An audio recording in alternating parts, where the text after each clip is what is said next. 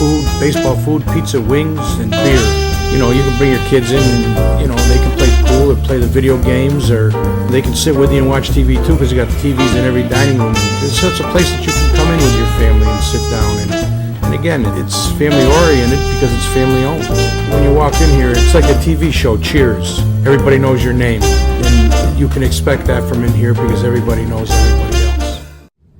It's Friday afternoon and the Sideline Guys are back on sidelineguys.recordernews.com alongside Mark Robart. I'm Adam Schinder, finally wearing a different hat for once in a while. Giving up on your Phillies, I hope?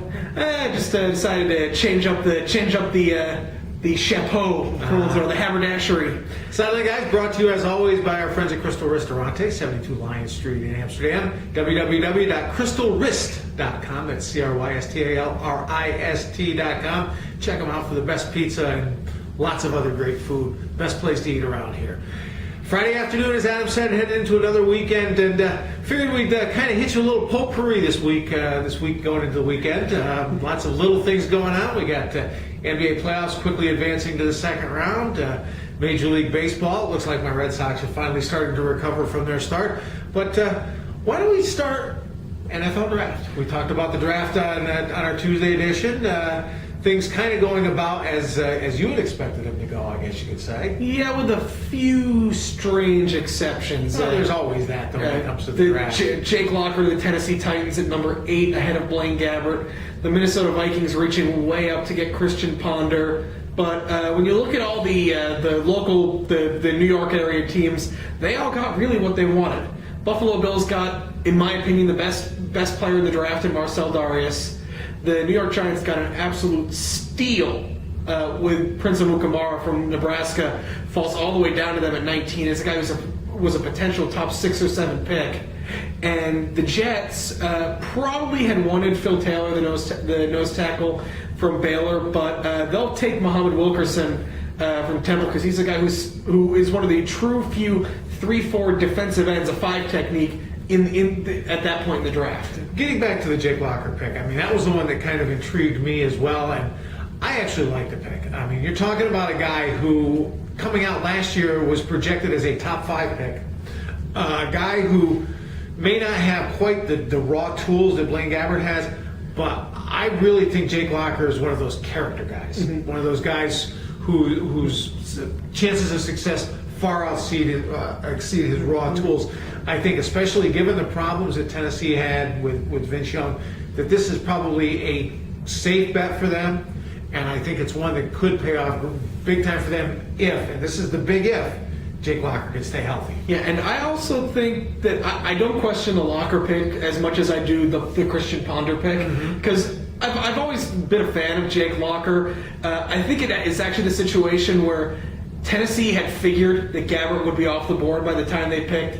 They had settled in on Locker. They liked him, so they took him. It really is just better for the Jacksonville Jaguars, who were able to step up, trade with the Washington Redskins, and get probably the most NFL-ready player of any of the quarterbacks in Gabbert. And the irony of that is they may have gotten the most NFL-ready quarterback. They may have been, of the teams in search of quarterbacks, the one that least needed an NFL-ready quarterback, because David Garrard, I think, is still, he may not be an all-pro, but he is still certainly a serviceable quarterback that will allow Jacksonville to give Gabbert 2, maybe even 3 seasons that they say most quarterbacks need to develop. Yeah, but with Jacksonville, it's, you can win 7 to 9 games every year with David Garrard, or Jack Del Rio can finally try and protect his job, which has been really in question for 4 or 5 years now. And every year they win just enough so that he doesn't lose his job, but not enough so that people aren't wondering if he's going to lose his job. Yeah, but in this case, I think it's 6 1/2 does the other. I don't think you do any better or any worse with Gabbert as your starting quarterback as a rookie as you do with Garrard as your starting quarterback in his current condition. Anyway, let's shift gears now. Obviously, you've got day 2 and day 3 of the NFL draft coming up later today and tomorrow. But NBA playoffs. NBA playoffs, I mean, the Los Angeles Lakers get through. The Orlando Magic do not, knocked off by the Atlanta Hawks. And will San Antonio? It's a very interesting proposition because you're really looking at that Memphis team that is young. They're a terrible matchup for the Spurs, but in winning Game 5 in overtime, the Spurs finally got Tony Parker going, and with really as good as Tim Duncan is as an all-time great at that power forward position, Tony Parker and Manu Ginobili are the engine that drives the Spurs. No, and that's an aging engine, but now that they've got some momentum going their way, if they win Game 6 tonight, I don't believe there's any way they lose Game 7. I was going to say, this may be one of those rare cases where the team that's actually down has the momentum in the series, and they have, if you could say it, down 2-3, the Spurs have Memphis on the ropes. Yeah, Memphis needs to win on their home court tonight, and no way they win a Game 7. And they've played tremendously thus far this series, and they are what is a very interesting thing to see. Very much like the Oklahoma City team last year, they look like a team that's actually out there having fun playing basketball. The East all set for the semifinals. Give me your thoughts. Well, the East, I mean, you really have to figure that the Bulls have the inside track to the Eastern Conference Finals, simply because I don't think Atlanta has someone who can contend with Derrick Rose. True. Especially Kirk Heinrich went off with an ankle injury, their point guard. They're going to have a tough time guarding the MVP of the league, I think, in everybody's consideration.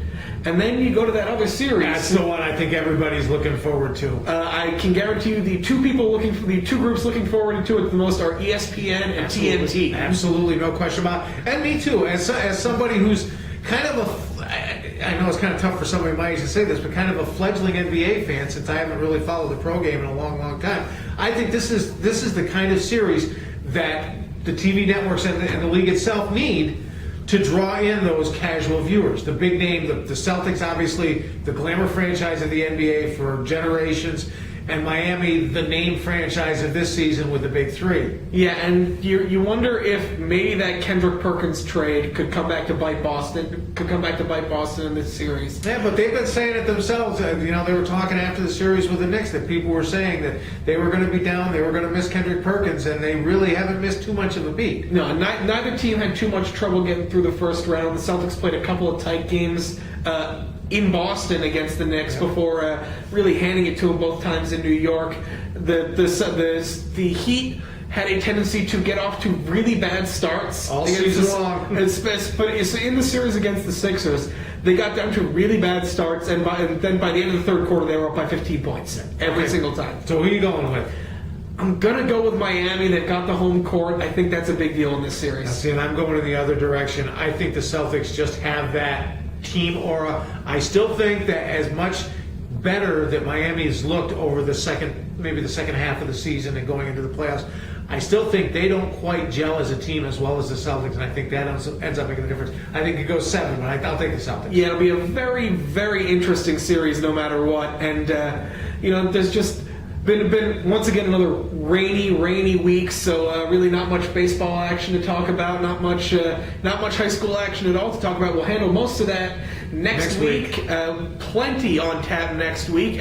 Maybe we'll finally figure out when Fort Plain and Spa Catholic will get the first of their two games in. Let's say a prayer to the weather gods that we can get some games in next week. Yeah, but until then, for Mark, I'm Adam. We're brought to you by Crystal Ristorante at 72 Lion Street in Amsterdam. We're the Sideline Guys, and we'll see you next time at sidelineguys.recordernews.com.